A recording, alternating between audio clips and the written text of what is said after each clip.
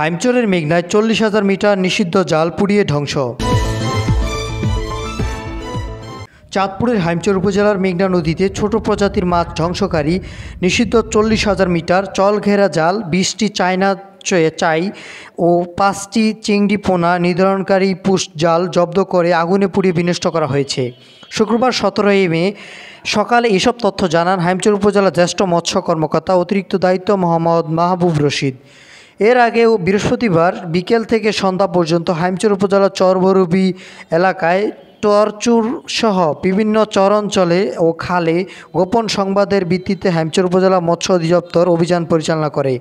এ সময় 40,000 মিটার চরঘেরা জাল ও 20টি চায়না চাই ও 5টি চিংড়ি পোনা নির্ধারণকারী পুশ নেট জব্দ করা হয়।